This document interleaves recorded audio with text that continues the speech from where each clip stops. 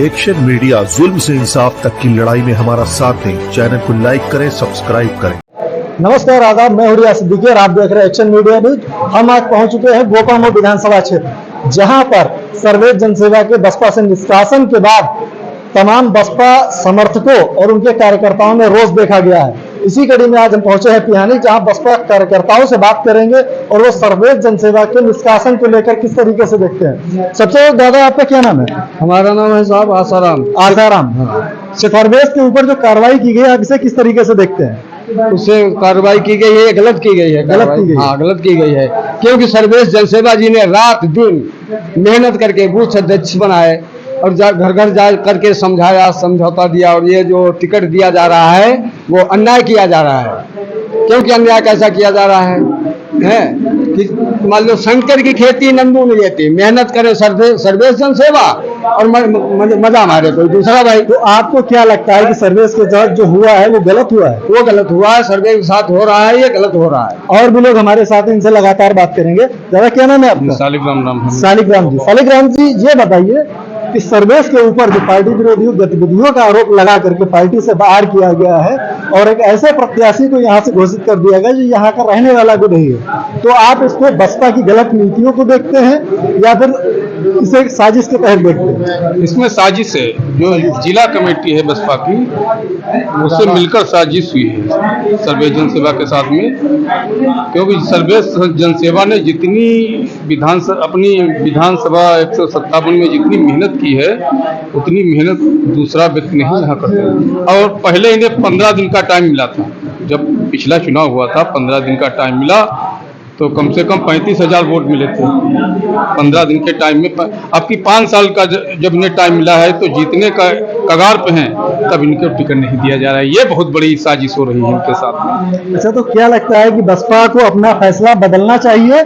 मैं बहन जी से, देखिए बहन जी से मैं पुनः निवेदन करता हूं कि पहले इनकी समीक्षा करवाएं, और समीक्षा बिल्कुल जमीनी तौर से होना चाहिए। ये नहीं कि जिला पर आके समीक्षा के लिए जिला लेवल पे जो बैठे हुए हैं बड़े लोग वो लिख के भेज दें, बस समीक्षा हो गया, ऐसा नहीं होना चाहिए। तो हमारे साथ और भी लोग हैं, इनसे बात करेंगे और जानेंगे कि इनका क्या मत है। क्या इस कार्रवाई को वो सही मानते हैं या अनुचित मानते हैं? तो आइए हम और भी लोगों से बात करते हैं। भाई, क्या नाम है आपका? मैं प्रवीण निश्चल, सेक्टर अध्यक्ष गोपामो। तो बसपा की जो कार्रवाई है जी, आप इसको किस तरह से देखते हैं? कार्रवाई बिल्कुल गलत है। ये जिला अध्यक्ष के उससे साजिश से हुई। जिला अध्यक्ष ने पैसे लेके ये टिकट दिया है। आप बहुत बड़ा आरोप लगा रहे हैं कि बिल्कुल सही शब्द है ये। जिला अध्यक्ष ने पैसे लेके टिकट दिया है ये, और उनको जो है कोई व्यक्ति भी नहीं जानता है, ना पहचानता है। आज तक उन्होंने किसी भी कार्यकर्ता से मुलाकात नहीं की है, किसी सेक्टर अध्यक्ष, उपाध्यक्ष या बूथ अध्यक्ष लेवल से किसी से उन्होंने मुलाकात नहीं की है। तो ये कैसे जीतेंगे?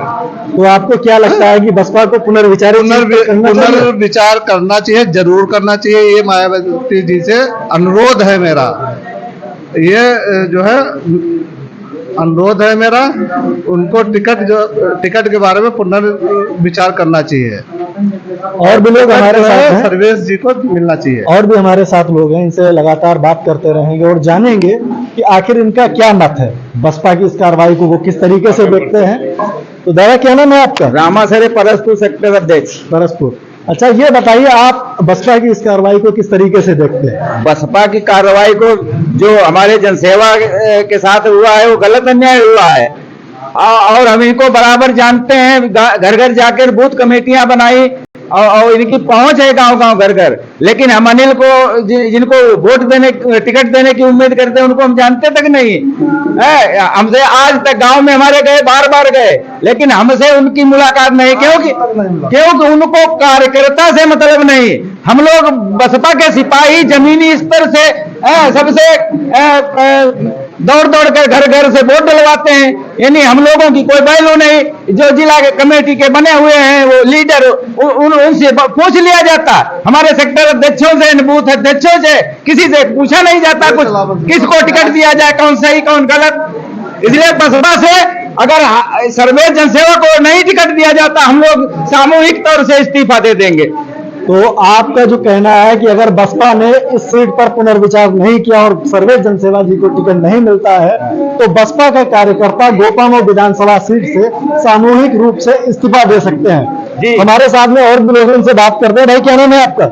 हमारा नाम ब्रजलाल है, टंडौर खेड़ा के सेक्टर अध्यक्ष हैं। टंडौर खेड़ा के सेक्टर अध्यक्ष हैं। पासी समाज से हैं, पति पत्नी दोनों लोग लगभग 30 साल से पार्टी में काम, बहन जी के अपने काम करते हैं। अच्छा।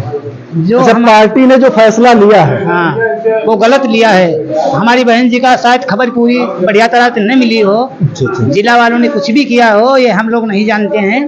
फिलहाल हमारे जो सर्वेश जनसेवा हैं वो 5 साल से जा करके क्षेत्र में हम लोगों के साथ में मेहनत करते रहे हैं, काफ़ी मेहनत अब की किए हैं। जो सीट जीतने भरी है और उनके साथ में जो सब लोगों ने मिलके किया है, गलत किया है। हम लोग सर्वेश जनसेवा को अगर टिकट नहीं बहन जी हमारी देती हैं तो हम लोग अपने स्तर से इस्तीफा दे दें।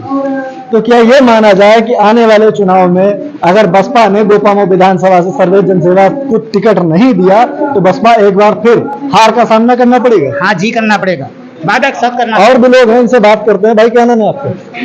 मेरा नाम गुरबख्श है। गुरबख्श है जी, मैं सेक्टर हरियरपुर का सेक्टर अध्यक्ष हूँ और सन करीब 95 से हम लगातार आज तक अध्यक्ष पद पर ही रहे। अच्छा। और बसपा का हम तनमन के साथ में समर्थन करते रहे, सहयोग करते रहे, लेकिन परिस्थितियों की वजह से आप समझ लीजिए कि जो वास्तविकता होती है वो नहीं देखा जाता है। हमारे सर्वेश भाई जो है वो बहुत मेहनत करते हैं, सब कुछ करते हैं, लोगों के साथ में मिलते जुलते बैठते उठते हैं। टिकट ऐसी जगह कर दिया जाता है जो एक तरीका से मेरी समझ में तो गलत। एक चीज और भी है जो सुनने में आई है कि जो बसपा प्रत्याशी बनाए गए हैं ये उन्होंने जाटव समाज को लेकर के एक अवैध टिप्पणी टाइप की है। वो क्या टिप्पणी?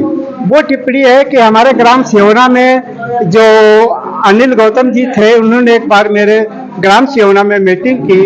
उन्होंने शुरू में यही कहा कि भाई देखिए, अन्य लोगों से ये भी कहा कि भाई देखिए हम चमार के वोटों का इतना महत्व नहीं देते हैं। तो हमने कहा, तो मन में सोचा कि भाई बताओ कि चमार भी एक बसपा का मूलधन वोटर है और ये जो मूलधन जिसके पास नहीं होगा वो ब्याज कहाँ से पाएगा। दादा क्या नाम है आपका? जी गुरबख्श नाम है। गुरबख्श जी। दादाजी का ये कहना है कि जो बसपा के प्रत्याशी बनाए गए हैं उन्होंने ये कहा है कि हमें चमार समाज का वोट ही नहीं चाहिए। क्या बिना चमार समाज के वोट बसपा जीत सकती है? मेरे ख्याल से नहीं, क्योंकि बसपा जो है, बसपा का सबसे बड़ा वोट बैंक जो है वो यही समाज है। और भी लोग हमारे साथ हैं, इनसे बात करते हैं। भाई क्या नाम है आपका? सोबरन लाल गौतम। सोबरन लाल गौतम। तो आपके बारे में तो ये कहा जाता है कि आप भीम आर्मी के समर्थक थे। हाँ, मैं भीम आर्मी का कार्यकर्ता था, आजाद समाज पार्टी का भी जिला प्रभारी। अच्छा। और मैंने गोपामाओ में साइकिल भी चलाई है, गांव-गांव जाकर सर्वे भी किया है। मैंने देखा कि गोपामाओ के अंदर जो हमारे यहाँ पर मौजूदा प्रत्याशी सर्वेश जनसेवा जी इस समय हैं, उन्होंने 427 बूथ जो हमारे गोपामाओ के अंदर हैं जी, उन्होंने अपनी मेहनत और अपनी सेक्टर बूथ कमेटी के साथ जा जाकर जो बूथ कमेटियां गठित की उन्होंने किया। और उसको हमने देखा कि अब हमारा जो वोट है 2 जगह अगर बटेगा तो हम जीत नहीं पाएंगे। फिर मैंने सोचा अपने साथियों से, जिसने हमारे पीछे काम कर रहे हैं, भीम आर्मी के लोग, आजाद समाज पार्टी के लोग, उनसे मैंने बात की। मैंने कहा ऐसा किया जाए कि अब हम सर्वेश भाई को समर्थन करते हैं तो हो सकता है सन 2027 में एक सीट है बहुजन समाज पार्टी की गोपामाओ की निकल जाएगी। इसीलिए मैंने भाई को समर्थन किया। अच्छा, एक चीज और भी कहा जाता है गोपामाओ विधानसभा क्षेत्र के लिए कि यहाँ तिकड़म की राजनीति चलती है। आप इस चीज को किस तरह से देखते हैं? देखो, तिकड़म की बात है, जैसे जो मौजूदा वर्तमान में विधायक हैं उन्होंने कहा था चुनाव विकास से नहीं तिकड़म से जीता जाता है, और वो तिकड़म उनका काम कर रहा है। तिकड़म ऐसा काम कर रहा है जो हमारे यहाँ पर कैंडिडेट बसपा से दिया जा रहा है, लेकिन उसको तो कोई भी नहीं जानता है क्षेत्र में। हमारे इधर करीब करीब 100-200 गांव हैं जहां पर हमारा चमार बहुमूल्य वोट है। वहां पर मैंने गांव-गांव जाकर सर्वे किया है, तो मैंने पूछा सर्वेश को कितने लोग जानते हो, अनिल गौतम को कितने लोग जानते हो, तो वो क्या बोलते हैं कि अगर 9 लोग हैं सर्वेश भाई के तो 1 लोग अनिल गौतम को जानते हैं। हाँ, तो आपको क्या लगता है कि बसपा का जो फैसला है वो गलत है? नहीं, हमारे हिसाब से तो देखो ऐसा है 8 विधानसभा सीट हैं हरदोई के अंदर जी। और सबसे उत्तम सीट गोपामाओ इसलिए मानी जाती है कि सर्वेश भाई ने गांव-गांव जाकर बहुत मेहनत की है, इसीलिए इसका प्रचार प्रसार ज्यादा है हरदोई के अंदर। बाकी अन्य सीटों पर आपने देखा कई सोशल मीडिया पे दिख रहा कुछ नहीं दिख रहा है। गोपामाओ विधानसभा के साथ साथ में बालामऊ और सांडी विधानसभा भी सुरक्षित है, लेकिन जिले में सबसे ज्यादा चर्चा गोपामाओ की है। इसलिए है कि यहाँ पर संघर्ष करते हैं लोग, और भाई जो तो 15 साल से संघर्ष कर रहे हैं और पूर्व प्रत्याशी भी रह चुके बसपा के। यहाँ के सेक्टर अध्यक्ष, महासचिव, बूथ कमेटी आई हुई है पूरी यहाँ पर। वो लोग सबकी यही मांग है कि माननीय बहन जी इस बार भाई सर्वेश जनसेवा जी को टिकट करें।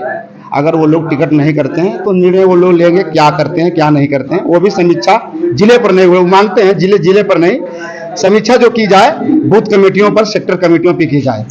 अगर बसपा अपना फैसला नहीं बदलती है तो जो तमाम बसपा के समर्थक और कार्यकर्ता हैं, इनका अगला फैसला क्या होगा?